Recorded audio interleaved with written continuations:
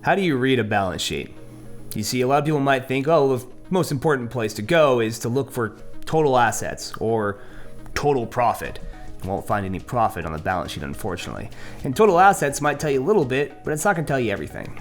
See, the best way to read a balance sheet is the same way you read a book. Top down, left to right. The first thing you're going to find on the top of every balance sheet is what's called cash. And cash is king. Cash is checking accounts, savings accounts, and really any kind of liquid money the company might have on hand. It's obviously very straightforward and pretty simple to understand. You have cash, I have cash. Cash is that $20 bill in your wallet.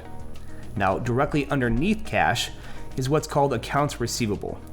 We talked a little bit about this when we introduced accruals, but just to let you understand again, accounts receivable is money you expect to get for things you've already done. So for example, I've already sold you a good, you haven't paid that good yet, and I'm expecting to get that money from you in the future. Utility providers. Usually you use the utility first, and then you get paid later on. That's what makes accounts receivable an asset, is the fact that one, I own the fact that I am owed money, and two, eventually this owed money will become real money, and then it can turn it into cash.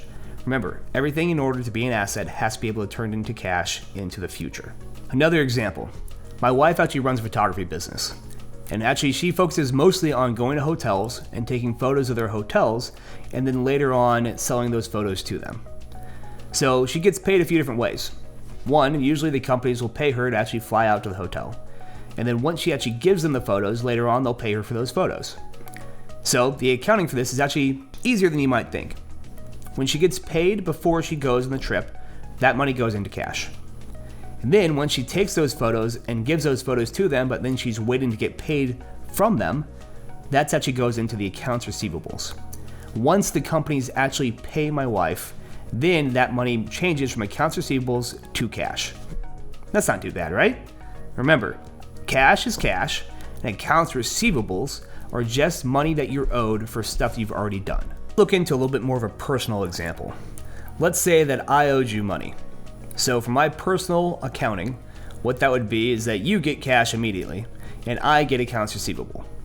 You see, I expect you to pay me back, hopefully.